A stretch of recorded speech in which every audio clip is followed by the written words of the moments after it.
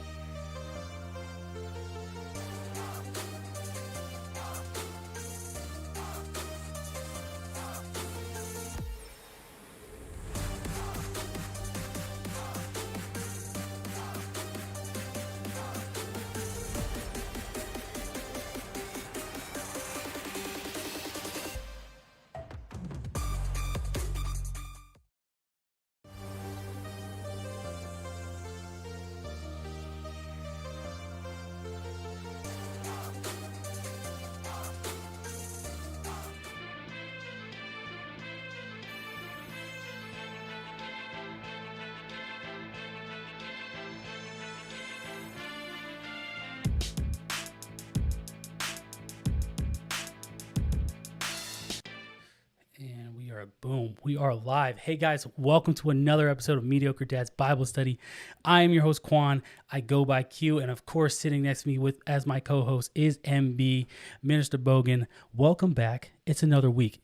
I know we usually meet on Thursday, so I don't want to confuse everybody. I didn't release an episode today, right? Mediocre Dads, the main Mediocre Dads podcast, didn't release an episode today because we were doing a live episode today, and it's a big deal to go live, and so I went live last night. For those who kind of watched it, there was some hiccups, but you can hear us, you can see us, and man, it's been a long time coming to finally get something special, something like this, where this setup is finally where I want it to be. So I'm really excited about it, and I'm really excited to have all of you viewing. And if you want to chat with us, please chat. There's a chat box there, wherever it is on your screen, wherever you're watching on TV or on your phones.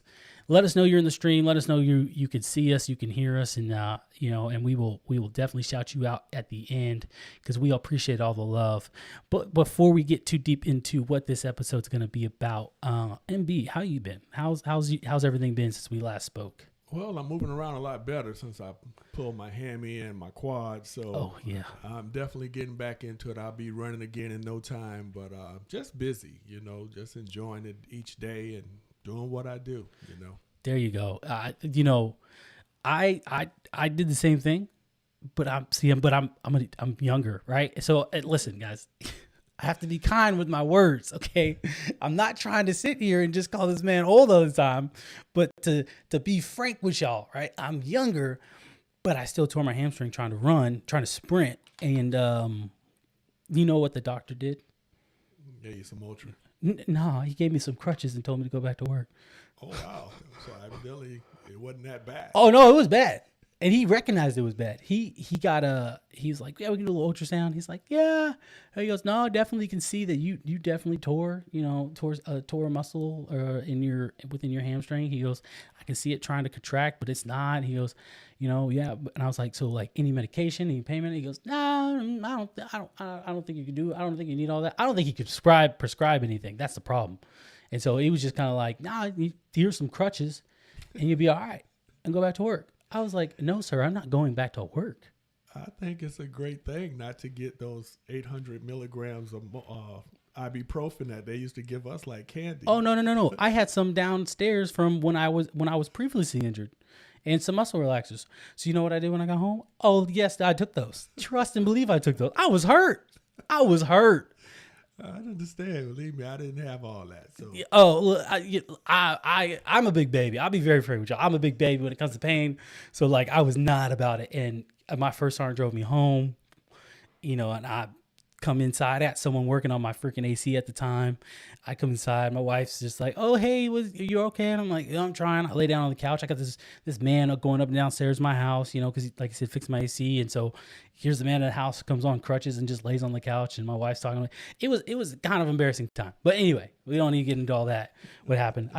I'm venting. Okay. I'm venting at this point, about my mishaps with sprinting, and that's why I don't sprint all out anymore. I'll do some sprints, but you won't see me going 100% anymore because I am not what I used to be when it comes to sprinting. Anyway, that being said, I'm glad you're doing well. I'm glad you're here. I'm glad we're able to go live. I'm glad we're able to communicate and have people come see us live and drop in on the chat and really just interact with us. So I'm really excited about that. Diving right in. So we decided we were going to talk about godly men versus good men, right? Mm-hmm. I want to make sure I had something I had in my head. I want to make sure it was correct. Forgive me. So we're going to have that conversation, guys. And, so kind of giving my first impressions, because he writes about it. Is the book still under there? Mm-hmm. Plug moment. If you haven't read his book, it's in the description. Go check it out. This is his first one. The second one's out. Volume 2 is out. Okay. It's in the description. You can get both of them. Go read them, check them out. Highly encourage you to do that. Totally worth it. Check it out, guys. But we're actually going over a chapter in his book. I didn't know if you wanted to take that, if you wanted to say that. But I felt like it was important that I covered that because, I want people to know about your book, and I want people to read your book. I'm telling you, he's made it easy for y'all to read. I was telling my wife about this. I was like, look, I'm not gonna lie to you. I'm impressed. Not to say I wouldn't be impressed, but I'm impressed in the sense that I was like, I didn't know like you could do books like that. Like, I thought if you're going to do a book, it has to be this, complete, almost like a math problem. You know what I mean? So like we're covering a chapter in his book, and I think it's a big deal because, one, his book is very important for all of you guys to read. And two, it's one of these topics where I think as men, we wrestle with, as June is coming to an end, as, men's mental health awareness is coming to an end. I think it's one of these things where men wrestle with, especially godly men, is like, okay, am I being the godly man that I need to be, versus just being a good man? And I think those are two distinct people, right? They come together, but I think they're two distinct people because you can tell a godly man's light will shine versus a good man. You're just like, oh, man, that guy's a good guy, or overall he's a good guy, but he's not a godly man, if that makes sense. You're spot on. You're right there where we need to be. And what I like to do, you guys know, I will look up what Google has to say about both and read it to you so you can just let it sink in as to what the computer is basically doing when it pulls from all over the world and give you a snapshot, if you will. So let's look at the question, what is a good man according to Google? So I'm going to read this to you. It says, he acts with integrity, compassion, and a sense of justice, guided by a strong moral compass. He takes responsibility for his actions, considering the welfare of others, and strive to make a perfect difference in the lives of those around him. Now, I can just tell that a lot of godly women would say, I would love to hear these traits in my man. Women out there that are single, that want to be married, I would settle for that, Mm-hmm. So you'll see that when we get to the godly man, how they do have similar traits, but it's going to shock you what God have to say about it. I think, so yes, right. I think it's spot on because that's what I was thinking. I was like, how many women would out there, especially single women in the church, who are like, man, I've been looking for me just a good man at this point, and I'll take the godly later. I just need a good man, and then I'll bring in the godly part later. Like I can fix him. I can fix that. I can't fix the good part, right? And so I think it's funny because there are a lot of people, women out there who are looking for the good man, and what you described, what you read, I think people have their own perception of what they determine good and bad. And I think while that's really easy to read and say, yeah, this is what a good man is, I think women have had that, but they found one thing and they're like, nah, this is a red flag. This isn't it, right? Not to attack women, but just saying, give an example. I think they've had that before, but they're not realizing it. You are spot on. I would say this. Remember, we said in previous episodes that the foundation is the family. Mm-hmm. So where do you think they get to witness it in action to see a godly man or a good man? It starts when they're a child looking at their father. Yeah. So when that dad is pouring into them, a lot of young ladies will say, I want somebody like my dad was to treat me the way I saw him treat my mom. You see what I'm saying? A lot of those things matter. And this is why we have to live this life from the foundation. And it's not so much because you're right. It's easy to read this. It's easy to come to a conclusion based on a snapshot in time of what others may perceive a good man to be. But when you live with a good man, you know what a good man is. So then you get to put your feet down and say, I'm not settling for less than what I know I deserve. Yeah. And then, yes, sometimes we get so caught up in looking at what we perceive to be a flaw in an individual, and we just walk away from the person. That person can have 70% of the quality that you're looking for, and you walk away from one incident, or you make a snapshot judgment based on a heartstring that was hit without getting the full matter of the problem. So you walk away from what could have been a good man, which God can take a good man and turn him great. Yeah. But if you walk away from that, you'll be walking away for the rest of your life and say stuff like, well, there is no good man anymore. Mm-hmm. Chivalry is dead. I'm here to tell you that's not true. God don't have no shortage of godly men. Let me just make that perfectly clear. We don't know what a godly man is. I think we're looking for perfection. I think that's the problem. I think we're seeking perfection, not realizing that we're not going to find perfect, because I'll be very frank with it. You know, ladies yourselves, you are not perfect either. And so when a man is looking for a wife, he knows, most men, hopefully, or a good portion of men, I'm not going to say most, a good portion of men know he's not going to get someone who's perfect. He's going to get someone who's flawed. He's going to get someone who's similar to him, who's not perfect, who's trying to build something together. But in the end, it's about building something together and being able to say, hey, I know I'm not perfect. I know you're not perfect. But you meet 70 to 90% of the qualities that I want in a man, and we can figure the rest. We can figure the 10%, the rest of the 10% out, or vice versa. She meets 70 to 90% of the qualities that I want in a woman or in a wife, and we can figure out the 10% later. You know what I mean? So, and the thing is, you may never get that 10%. You might not ever get to a point. And that's where love actually come in. Some of this is the work that's required in any relationship. Mm-hmm. You're going to have to put forth some hard-earned sweat and put some skin in the game so that you can make what you have a home and make it better. But if you're not willing to budge and you just going to put your foot in the sand and say, this is what I'm looking for, this is what I want, and I'm not going to settle for less, then you're going to just be settling by yourself, because you're going to be by yourself for a long time. Oh, yeah. Yeah. So the good man, right, it's not to say he cannot become a godly man. It's not to say that the good man is a imperfect man. It's just to say the good man, in comparison to the godly man, still lacks that one part, that main important part, that key part, if you will, of becoming a godly man. So you wrote your book, right? You have it, you defined it for us already. But for those who haven't checked out the book, who haven't bought the book yet, how does God define a godly man? Well, I'm so glad you asked, because that segues perfectly right into it. So first, before I get into scriptures, let's see what Google had to say about a godly man. Oh, listen, there we go. A godly man, has a love for God with the maturity and authority about him that sets him apart from the rest of the males in the world. A real man, and look how Google changed it to a real man.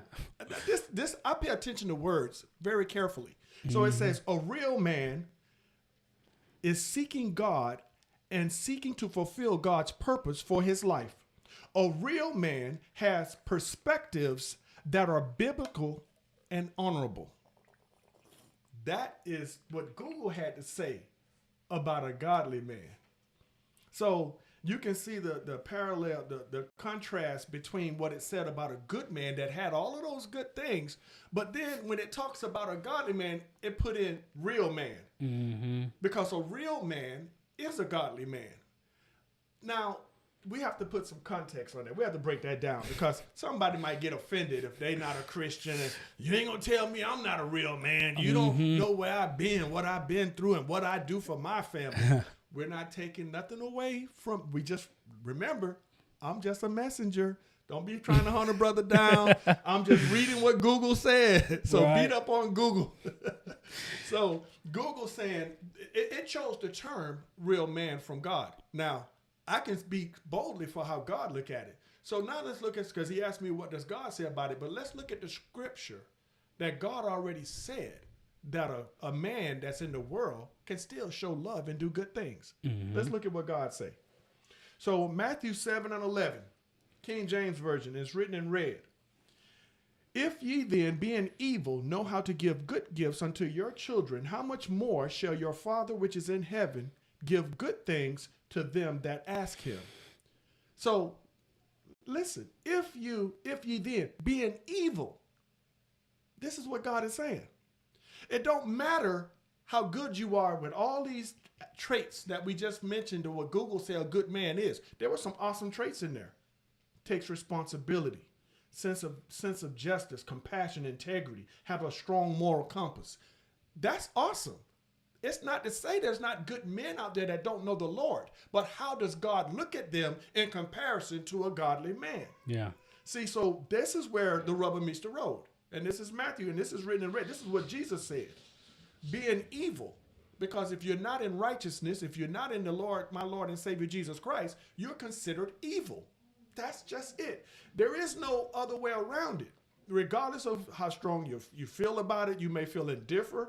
You know, you might not look at it that way. Even if you serve another god or another idol or whatever the case may be, I'm not here to make the argument one way or the other outside of saying what God's saying. Me being a Christian, I'm going to stick with what God said. Yep. So if you take offense to what God is saying, you can read it for yourself, Matthew 7 and 11. But let's look at what a godly man to God say. What God said about a godly man. Psalms 37, 23 and 24, the King James Version. The steps of a good man. I would put real man. So that. The steps of a good man are ordered by the Lord, and he delighteth in his ways. Though he fall, he shall not be utterly cast down, for the Lord upholdeth him with his hand. Now, first off, God is with the good man. Mm-hmm. God is with him. The difference is, so let's talk. Let's have some real talk here. Okay. Because we're going to talk about the difference. We just got through talking about a good man can provide for his family. He can be there. He don't have to cheat on his wife. He can provide for the kids. And he's a good man in the eyes of most people that say, man, you got a good husband. Mm-hmm. But in the eyes of God, if he don't know Jesus, God ain't going to be there to hold him up. Because he just said, he may be subject to fall, but he will not utterly be cast down. Where the evil person that don't have the upholding by God's hand will be cast down. He don't have God to hold him up. And that's why God say repent quickly. When we fall, and we will, when we stumble, and we will, from time to time, you repent quickly, and God is there to help you get back up. That's why when you hear me on this platform, I have such frustration and I feel deep anger seated in me when leaders of the church tend to stumble too many times or willfully sin, if you will, against God without stopping that sin or turning away from that sin, because now you're telling me what? God can't hold you up when you fall?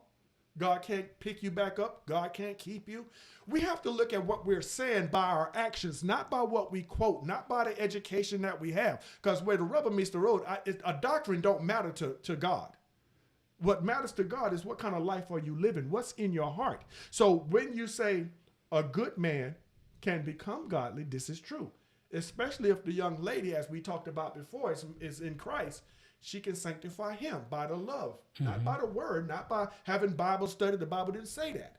But by the way she love and treat him, she can draw him. We talked about the atheist that was drawn by a family that was living right. So God, if you notice how all of these episodes seem to intertwine when it comes to God and we're doing these Bible studies, that's how God is, because God don't change. And he have an answer for every question you could possibly have. So right now we're talking about the difference between a good man and a godly man. One of the main difference, the godly man has God on his side. Mm-hmm. And that means God is going to be there when he need God the most. Not that he's not going to be like the other man and fall, because he's going to trip and fall or get tricked or get tripped up. The devil is cunning. You know, so he can trick all of us. He can trick me. That's why I tell you all, I'm not above being tricked by the devil, because he's been around a heck of a lot longer than my little time I've been here on God's green earth. He know more of the Bible than I do. He was around when it was being written. So my point is, we are to always have a humble spirit, but the biggest thing is being truthful with yourself. Some of the problems we have, like you were saying earlier, women don't want to look at themselves and what they bring to the table when they're not 100% themselves. But you want a man that's going to pay and put out this and do that. He's got to look a certain way. He got to make a certain amount of money. He's got to be a protector and a provider. He's got to have good conversation, because I pay attention to y'all since I'm on this dating line. I ain't dating nobody, but I just like to read what y'all looking for. And I'm like, really? And I'm looking, man, I'm like, well, what make you think you want God to give you his best, but you ain't even coming to the table with what you're asking for? That's crazy to me. Oh, they don't think we're red pill over here. Listen, guys, look, I think I like honesty. I appreciate the honesty. I hope you and the audience appreciate that honesty too.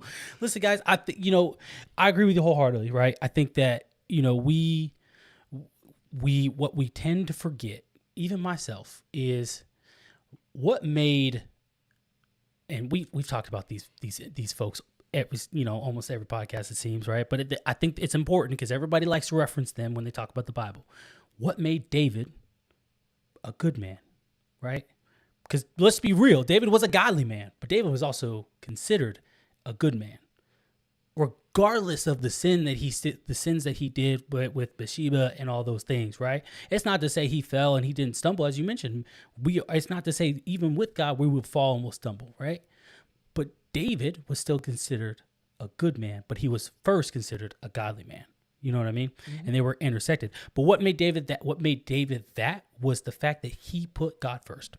100%, wholeheartedly, everything he did, wherever he went, whatever he was doing, if he was going into battle, the first thing he did, he spoke to God before he said, yeah, we're going to go out there and go into battle. And as long as I know I got my Lord's backing, hey, look, I'll go anywhere. He sends me to wipe out, these 15 towns, and hey, don't come back with a single thing. Right of that, I'm out there.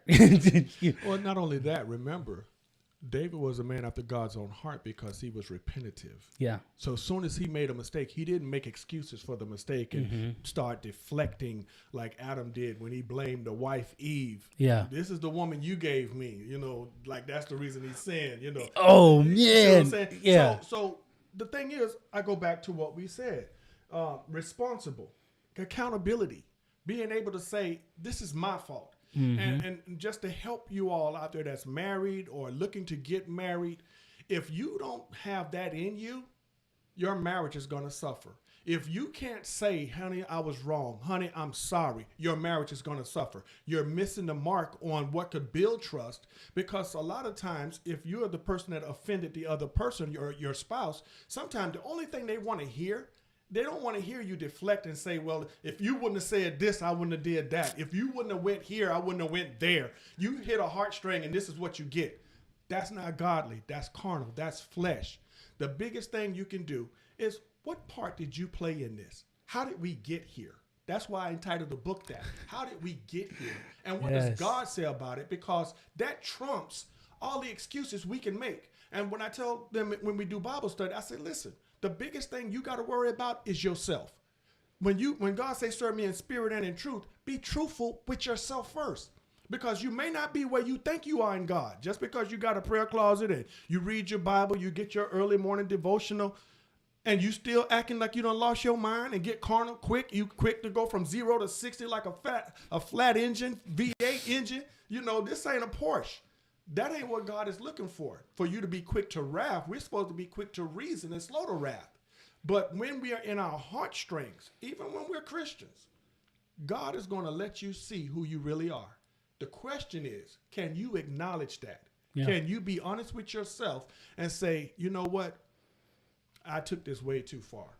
I'm sorry. I see where I went wrong with this. You know what that will do?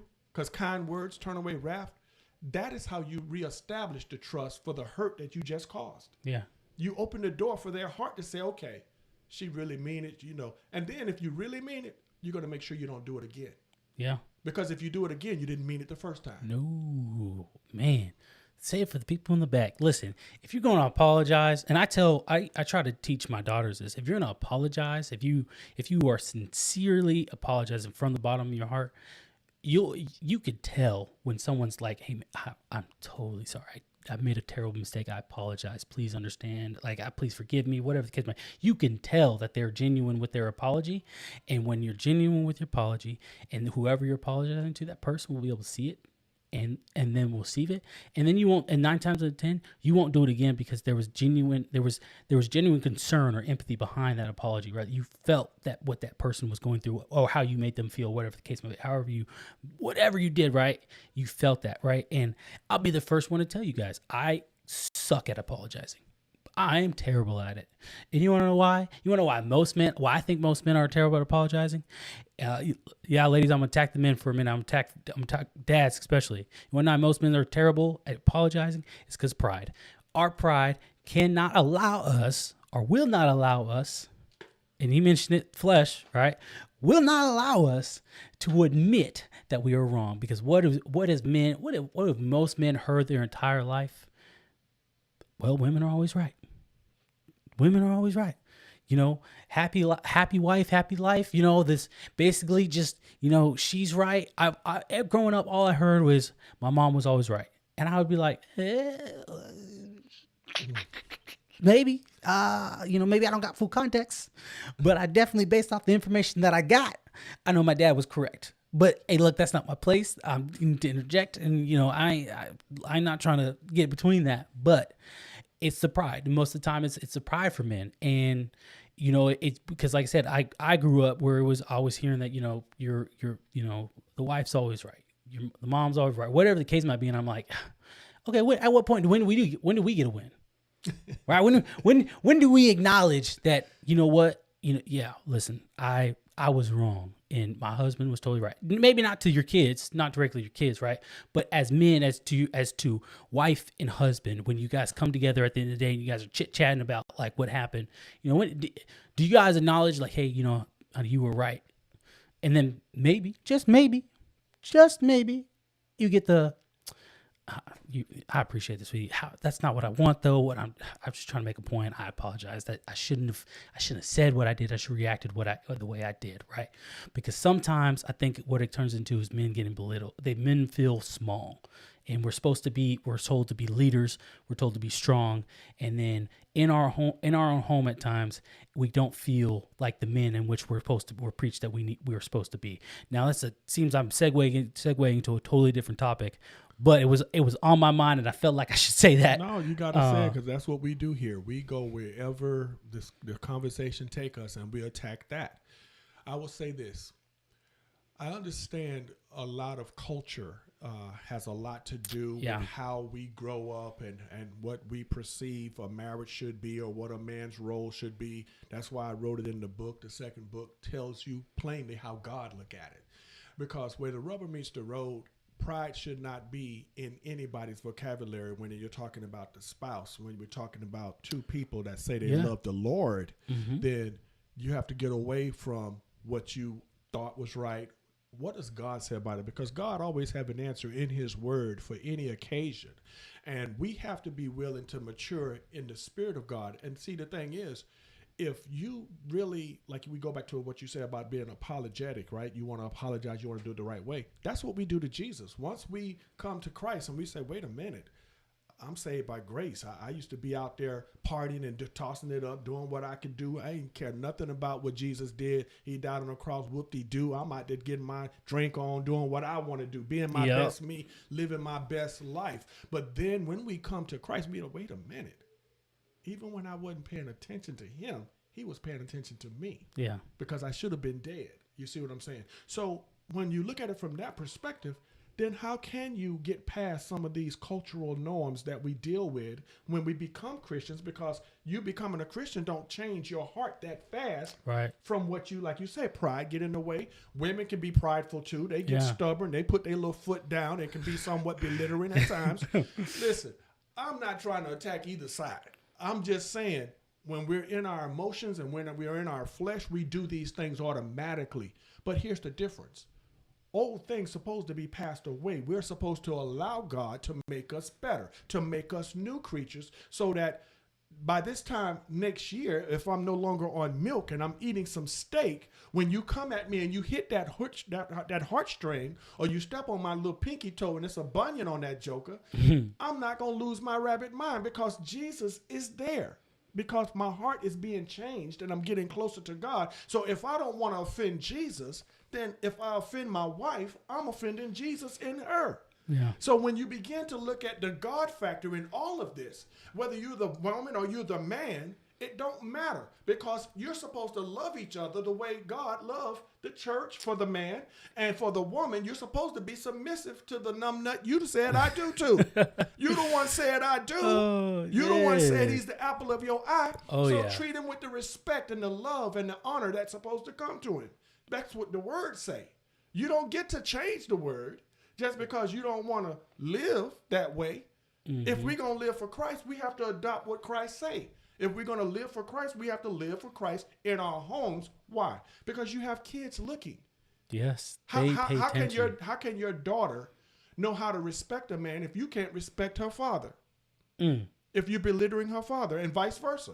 How can your daughter know what a godly man's supposed to be, so she know what to look for when gentlemen come calling when she's old enough, if she don't see it in you? Yep. If you threatening and always belittling and talking down to her mom and treating her mom like she don't exist, or her words don't matter, like, you know, she's being neglected, and you're scolding her like she's a child, what is that teaching your daughter? The last thing she wants is somebody like you. Yeah. You see what I'm saying? So we have to be mindful that the kids are watching. Most importantly, God is watching. And you're not going to be able to use any excuses about your behavior when you come into the knowledge, because God says, I'm going to punish you according to what you've learned. And that's what I tell every single body. I shared it with my brother here. When we're doing this Bible study, God is taking note of this in your book of life. He's taking note. Wait a minute. Y'all talked about this. Why are you still tripping over it? Y'all talked about this.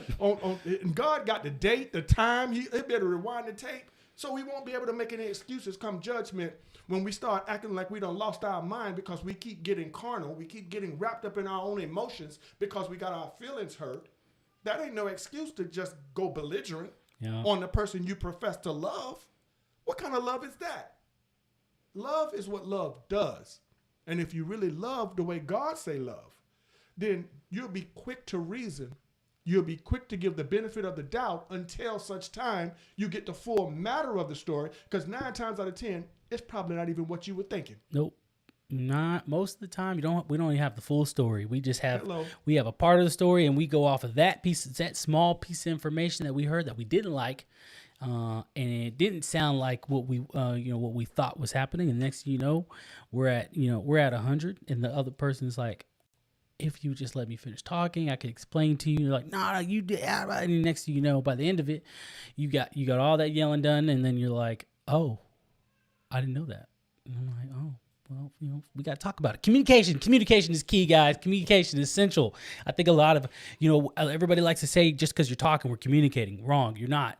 Effective communication requires listening, active listening. We learned this in the military when it comes to counseling, right? Or just in general, but mostly this is when I learned it when they attributed it to counseling, was active listening. So when I'm sitting down with a soldier and I'm informing them of, the good, the bad, the ugly of what they may have done, what they may not have done, whatever the case might be, I outline it in a way. I say, hey, this is why we're here.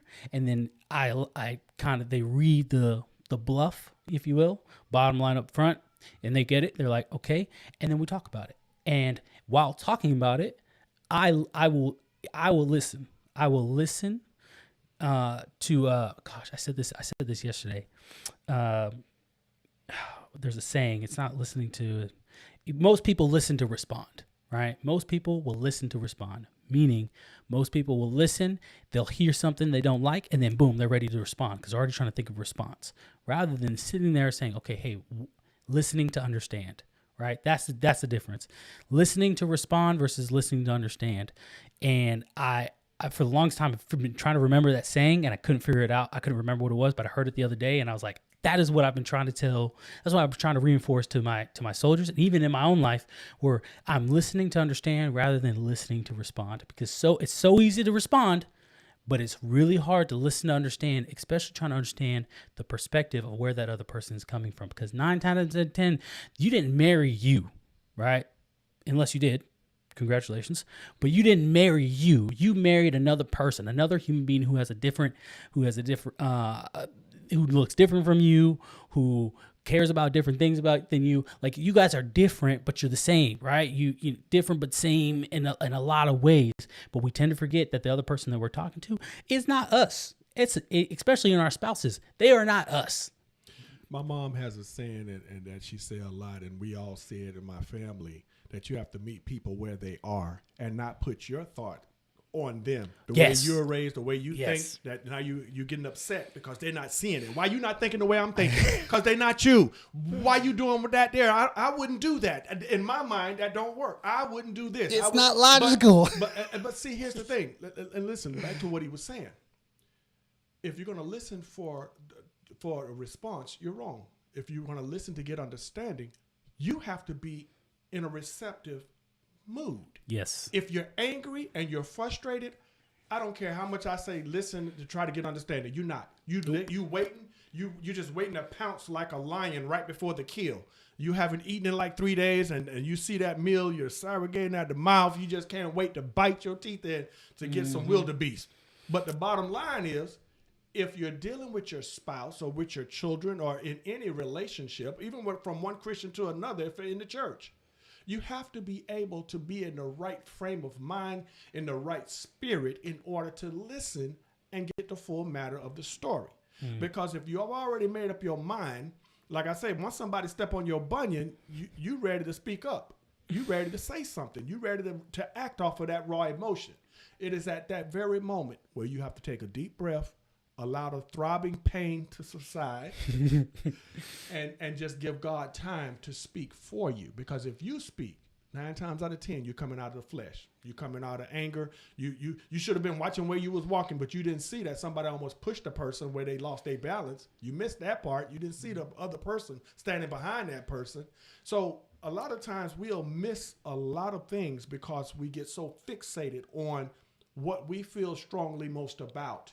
And we're ready to act off of that as opposed to acting like a Christian, acting the way Jesus did.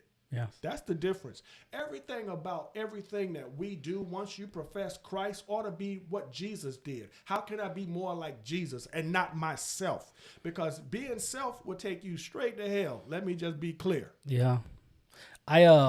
So I think one of the most important attributes for me that I have for myself, that I have for my soldiers, that I have for more like any of my friends, any of my close friends, that I care about is accountability. And you mentioned a little bit about accountability. And for me, with the notes that I did, I kind of really harped on the accountability part because I think it's so important that we be able to, one, hold ourselves accountable, but two, also have someone in our life who can hold us accountable as well to say, hey, listen, you're not moving correctly, right? You were moving correctly, 2 months ago. Then I don't know what happened. Something changed. You're not where you need to be, and I need you to get back on it and being able to, one, you got to be able to receive it though, right? You that person you're expecting to hold you accountable. You got to be able to receive it. You can't just say, hey, this is the person that helps me keep on my straight and narrow, holds me accountable. You got to be able to receive it. If you're not able to receive it, you just it's a full reverse circle of what we just went through, what we just talked about, right? You arguing with a person when they're like, hey, I'm only trying to help you, but you also trying to judge them saying, oh, well, you're not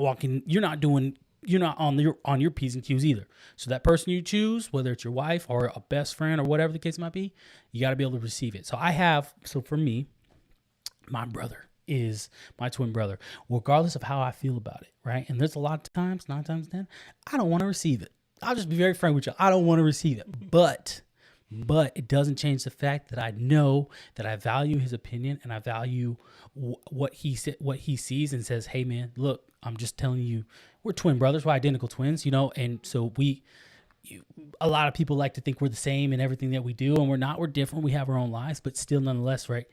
I believe one of the things that we growing up was he holds me accountable and I hold him accountable, right? So I have this example, it's a bad example of accountability, right? And I wanted to start with the bad before I went to the good, but it's a bad example of accountability. And most of us know Cain and Abel, right? Most of us, we all know what happened, but I wanted to read from Genesis 4:4-10, and it says, Abel also brought of the firstborn of his flock and of their fat. And the Lord respected Abel and his offering, but he did not respect Cain and his offering. And Cain was very angry, and his continuance fell. So the Lord said to Cain, why are you angry, and why has your continuance fallen? If you do well, will you not be accepted? And if you do not do well, sin lies at the door, and its desire is for you, but you should rule over it. Now Cain talked with Abel, his brother, and it came to pass when they were in the field that Cain rose up against Abel, his brother, and killed him. Then the Lord said to Cain, where is Abel, your brother? He said, I don't know. Am I my brother's keeper? He said, what have you done? The voice of your brother's blood cries out to me from the ground. And that's Genesis 4:4-10, New King James Version. So the important part for me when I read this was he said, I don't know. Am I my brother's keeper?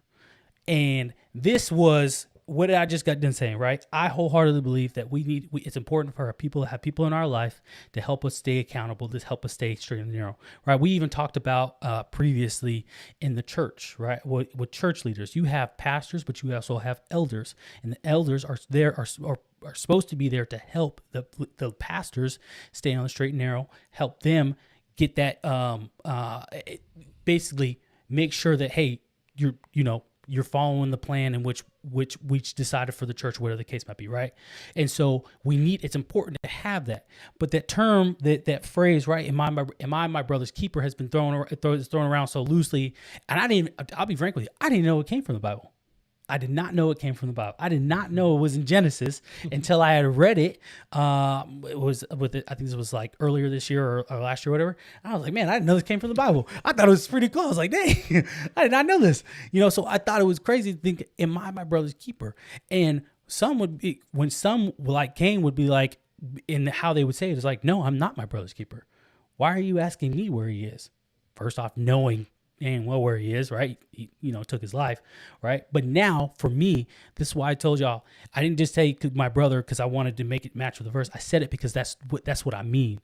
And I wholeheartedly mean it when I say, yes, am I my brother's keeper? 100%. Accountability is important. Accountability, being held, again, holding yourself accountable and having someone else hold you accountable. It's so important because now as you're progressing, whether it's in your professional or your personal life, you can have someone always say, hey man, look, I see how you're moving. That's what's up. Keep it up, right? And it builds the confidence. You put all that air in your chest all of a sudden, don't get too, it's God working, right?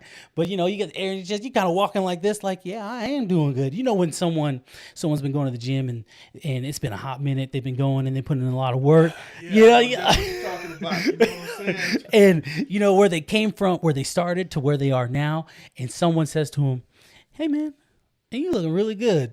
And you just like, dang, I know, ain't I?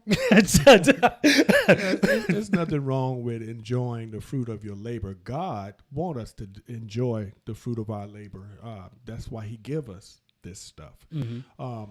And in keeping what you said, now, accountability is very important. Just imagine if everybody in the church had an accountability partner that had good character, morals, integrity, and all of these things needed. The church would be better off because we wouldn't be defending sin so much in the church.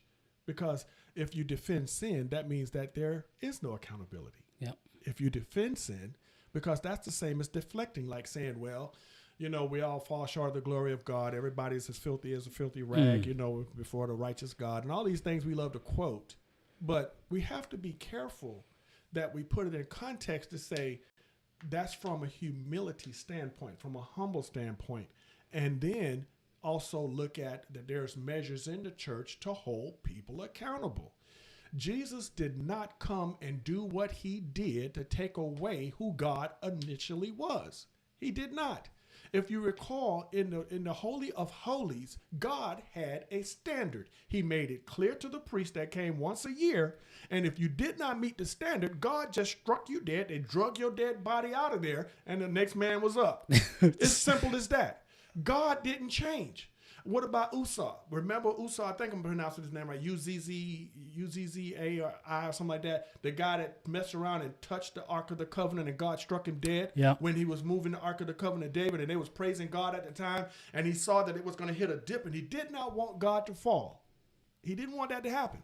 But see, God had already had a standard. The Levites understood what was required to move God around, and they know you don't touch the Ark of the Covenant. Nope. That's the standard, okay?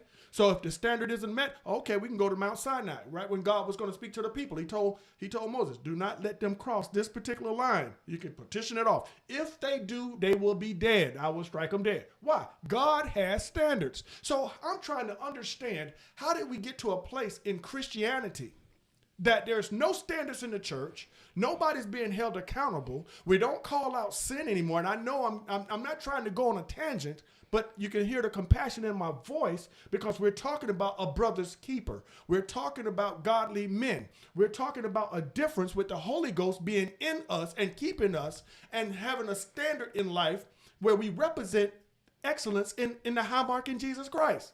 So when I look at this, am I my brother's keeper? I have to ask the question. It begs to differ. Are we our brother's keeper in church?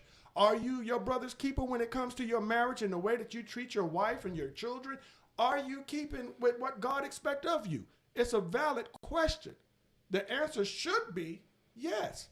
But unfortunately, too many times, it's no. By your actions. Mm-hmm. Not by what you, because I'm going to tell you, people are they're very easily offended when you start talking to them. Like you say, you got to be willing to accept redirecting or rebuke or whatever the case may be, because nobody is above God.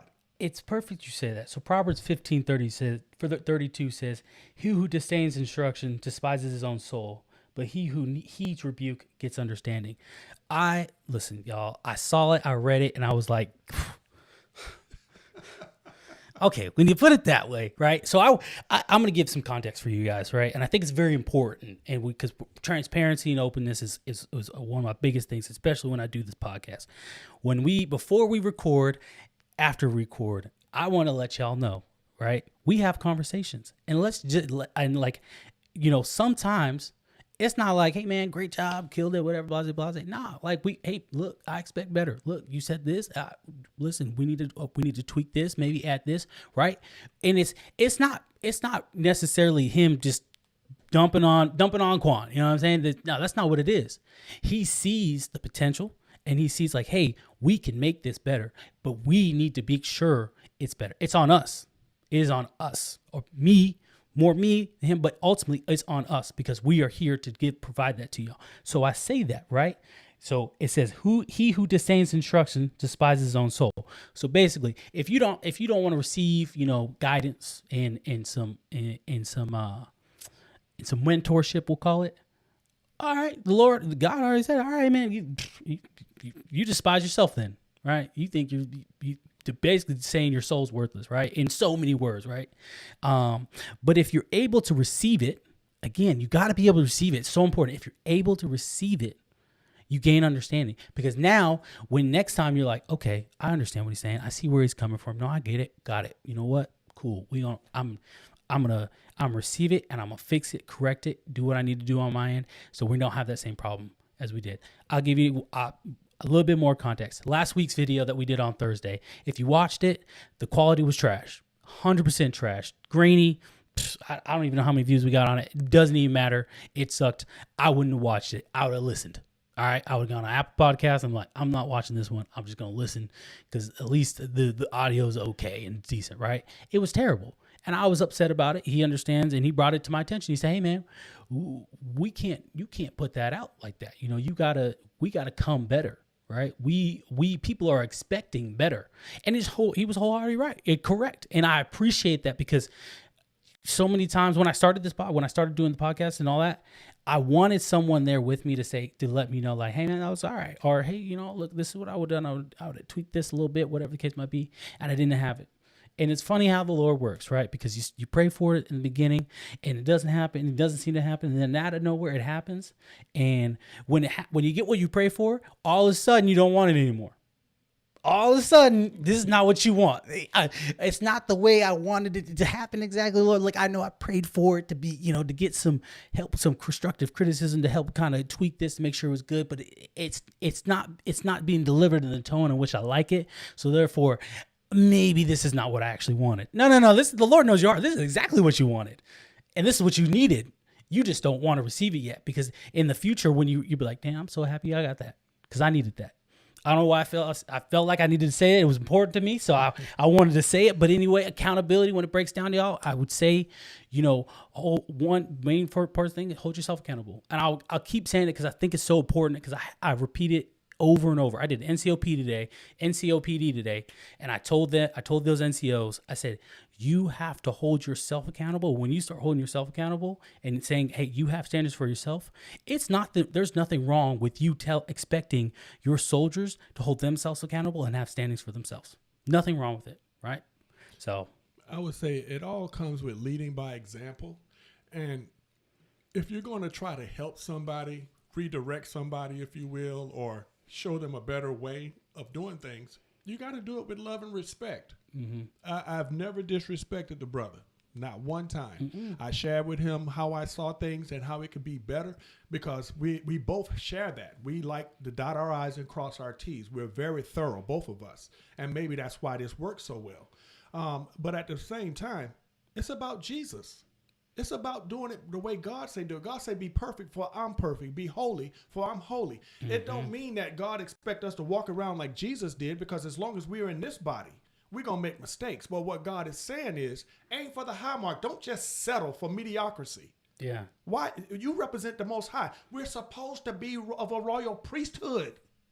Why are we still acting like peasants in our flesh and in the way we do things? Let's be the royal priesthood that we represent. Be what you're supposed to be. Do what you're supposed to do, and God will do the rest. And you will see yourself starting to come up. And not only will you come up, you're going to bring people up with you, because God said if he be lifted up, he'll draw all men. I talk to so many people because I'm spreading the book, and before you know it, they're telling me something that they're dealing with. And I stop what I'm doing and I listen, and then I begin to intercede for them. And more times than not, they'll say stuff like, well, this didn't just happen by chance. God had this from the start. He planned this. I hear that a lot. So guess what? That means that I just need to stay humble, keep serving God, keep doing what I'm doing, and let God do what he's doing. Because where the rubber meets the road, it's all about him. It's not even about me. It's not about Q. It's about us coming together to let iron sharpen iron, and to be able to help you all that's listening get closer to God, because this is a Bible study. And when you go to Bible study, we're here to break bread, to eat the word of God. That's how this works. So, like I said, I really enjoy us coming together. It's been a blessing for me. And as long as God keep us working together, we'll come up with things that we know what God put on our heart to talk about. You guys can catch us here. Normally it'll be at 8 o'clock, but on Thursdays, I think we start at 8:30. Yeah, I usually go live at 8:30, give people some time to eat dinner. Because the East Coast people, and then the West Coast. I have most of my good portion of my family is in Arizona, so they are 2 hours behind. Well, however you say that. It's what is it? 9? It's 9:30. Yeah, so it's 7:30 for them, right? So I try to tailor to them, but I also I forget that East Coast is hour ahead, so we might have to start trying to go a little bit earlier just to so we can get that East Coast audience over there as well, because I don't want them staying up super late trying to watch us. But yes, we usually meet every Thursday, guys. The Bible studies are every Thursday, but this week it's a big week. There's a lot going on in the United States, depending where you are. For my people out in Australia. But it's a big thing going on in the United States. We got the presidential debates, or the first presidential debate on Thursday. So, and he brought this to my attention. I totally forgot about it. So it's, it's a big deal. So we are, that's why we hosted a live episode today rather than on Thursday, which it worked out. Like I have the stream up here, so it's been great, and it's been up, and seeing the people comment, and we got a few comments in there, or whatever the case might be. So we'll be here every Thursday to do the Mediocre Dads Bible study. They're going to be covering different topics. So this episode should wrap up the little mini series, if you will, that we were kind of doing, which was more or less. Which we talked about last week. But yeah, it wraps up this mini series, and then you can go watch the previous episodes of where we talked about leadership within the church, and then leadership within the home. And I think the leadership in the home, that was the very first episode that we did together. That's what where kind of the direction in which our conversation went. And the leadership within church was a great topic, a great conversation. I think I highly encourage you guys to check that out. Highly encourage you to check it out. And before we cut out here, do you have anything you would like to say? Your book, anything about the book, anything you want to put out there? Well, a lot of what we talked about is in the second book, talking about marriage, the roles of a husband and a father, a mother and a wife, the kids, preventive maintenance in marriage, how to stay married when you have these pitfalls of things to happen that could divide you. And then when is it authorized for you to get a divorce? Mm-hmm. Because a lot of times we throw that out there. And some of us treat marriage like it's a car. As soon as you get through driving it, you don't like the way it runs anymore, you just go turn it in and get another one. But in the eyes of God, that's not so. That's not how it works. And if we're going to be Christ-like and be Christians, we need to follow God's example and go by his word, not by what we may feel or think. And where the rubber meets the road, it's all about God. So once again, this episode here, a good man versus a godly man, there is a distinct difference. It's not that you can't have good quality in a good man, but a godly man is going to go farther, because a godly man will have more of the Holy Spirit in him, where the good man don't. They'll have God holding them up, where the good man don't. So it makes all the difference in the world. And if you have questions, put them in the comments. And at the beginning of the next episode, we'll try to address your questions first. And we can start a battle rhythm of doing that, where we can get you guys engaged. And if you ask a question or something you want us to expound upon, to go deeper into, just put it in the chat. We'll look at it, and then we'll address it the next episode. So I will say, I want to shout out some of there's two people who messaged in the chat, and I think you can see up there, but I don't know if you can see. I know it's a little far, but I have it right here.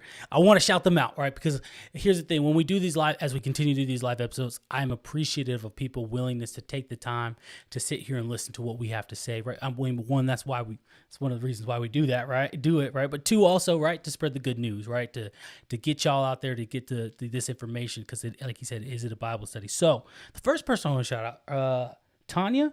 Listen, you're the first person to comment in there, and I love it. She said, "I'll take the godly man," with all caps, godly man. So 100%. I don't know who you are, Tanya, but I appreciate it, and I hope the godly man appears in your life if he is not already there. And then my buddy over there, Derek. So I think you're still in Japan. I'm not sure. Hey, appreciate the comment, man. Appreciate you supporting the channel, man. I see what you're doing over there with your stuff as well. Keep it up with the live stream. He plays games. I don't remember his name, but on Twitch. I'm not a game watcher, but go check him out, Derek Moore. You'll find his stuff on Twitch. He live streams all his games. He plays Call of Duty and some other games. Pretty cool.